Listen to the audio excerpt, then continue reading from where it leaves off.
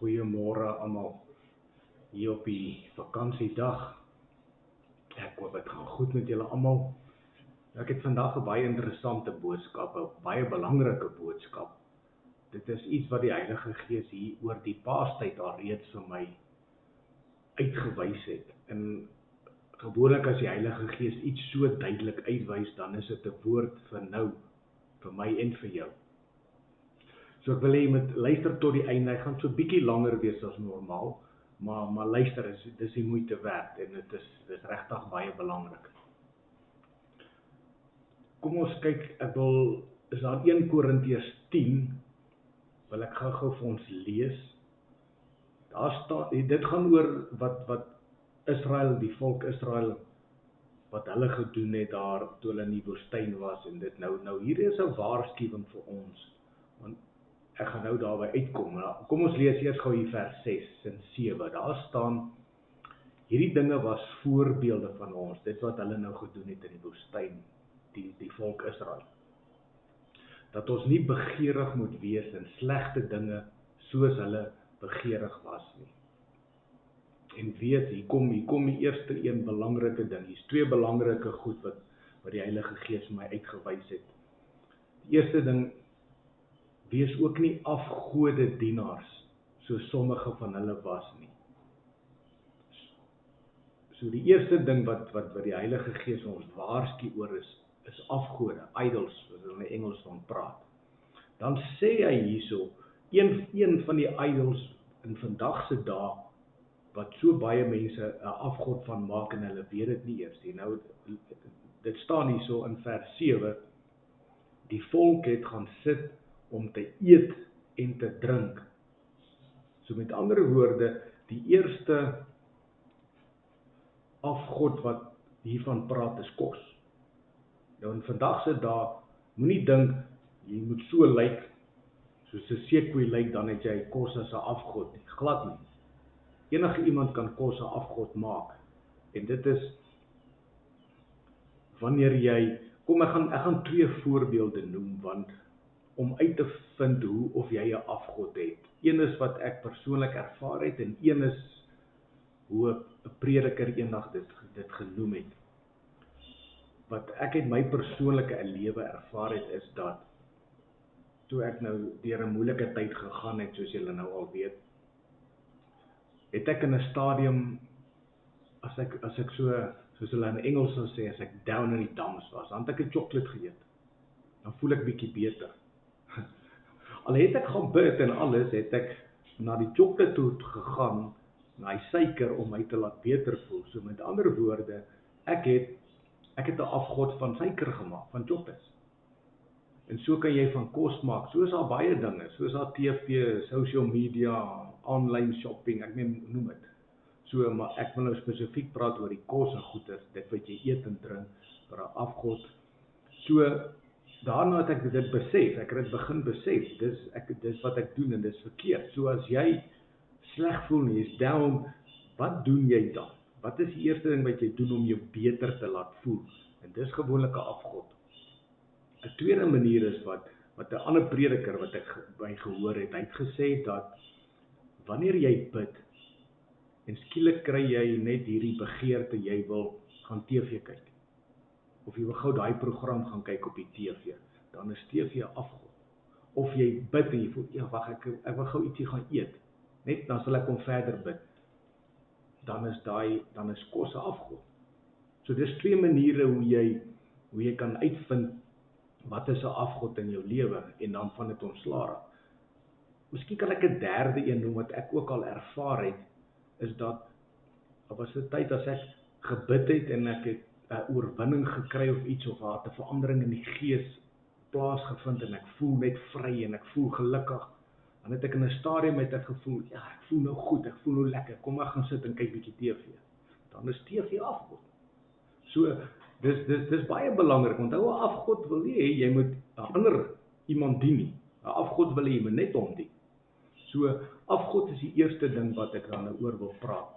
Die tweede ding, kom ons lees daar in vers 10 van 1 Korintiërs 10. Hierdie is verskriklik belangrik. Daar staan, en moenie murmureer soos ook sommige van hulle gemurmureer het nie. En, wat het gebeur toe hulle so gemurmureer het? En hulle het deur die verderwer omgekom. So met ander woorde, die Engelse Bybel praat van the destroyer, wat hulle vernietig het. So wanneer jy kla, complain by God, is jy besig om jouself, kom ons sê dit nou mooi in Afrikaans, jouself aan die voete skiet. Nou luister na hierdie ongelooflike woordjie wat God vir my gegee het oor kla, complain. God sê, no one can stop me when I'm working, but complaining can stop the progress. So met ander woorde, dit wat God vir jou beloof het, wat jy gaan kry, wat op pad is, net jy. God sê, as ek werk, niemand kan dit keer nie. Maar jy, deur complaining, deur klaarry, by God, by ander mense, by jou kollegas, by whoever. As jy kla, dan stop jy die proses van dit wat God vir jou wil doen. So, fokus daarop, wat jy sê, met wie jy, vir wie jy wat sê, moenie kla nie, moenie by God kla nie, moenie by enige iemand kla nie, stop dit onmiddellik, want jy gaan sien, dinge gaan net begin in plek val, as jy ophou kla. Nou goed, wat ek wil hê jy moet doen, een van die maniere hoe 'n mens die idols en goed uit jou lewe, uit jou, want onthou, idols maak wonde in jou siel. So jy moet van hierdie wonde ontslae raak, jy moet hierdie idols ontslae raak. Nou een van die beste metodes om dit te doen is natuurlik om nagmaal te gebruik. So ek wil hê jy moet gou doen dit nou saam met my, gaan pos gou en dan gaan kry gou vir jou brood of iets wat jy het en dan kan ons gou 'n nagmaal. As jy nou nie brood het nie, 'n Provita of iets of so, en as jy nou regtig niks anders het nie, dan vat jy maar water en miskien maak God dit vir jou, verander dit vir jou in wyn. So kry vir jou iets, ek sal nou nie Coke en piesangs aanbeveel nie, maar kry vir jou iets en dan gaan ons dit gou saam gebruik. Goed, nou vat jy, kom ons vat die brood. Hou hom so in jou hand, dan sê jy nou agter my aan. Kom, doen nou hierdie saam met my. Dit is, voor ons dit doen, wil ek net sê dat ek het in die verlede, het ek so tussen 1 en 2 keer 'n week het ek nagmaal gebruik.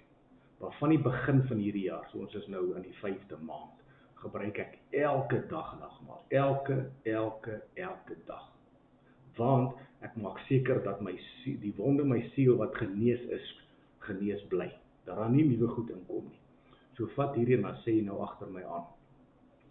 Sê hierdie is die liggaam van Jesus Christus, wat gebreek is sodat my liggaam gesond kan wees.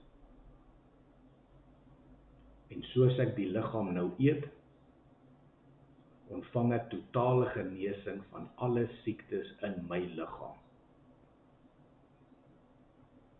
Ek ontvang ook totale genesing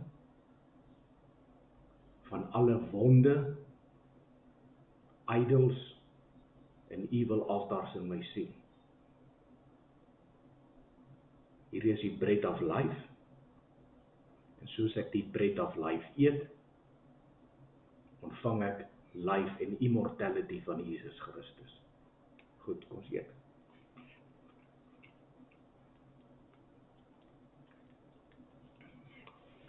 Goed, dan kry jou druiwesap.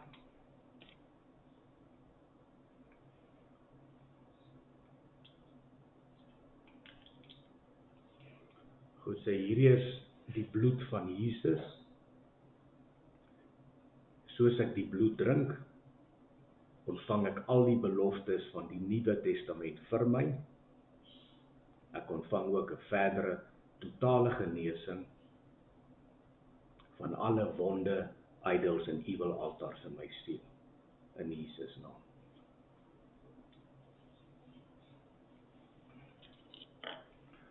Nou dit doen ek elke dag van my lewe, en jy sal voel, dit maak 'n verskil. Geniet jou afdaggie en mag jy 'n mooi dag en 'n mooi week hê.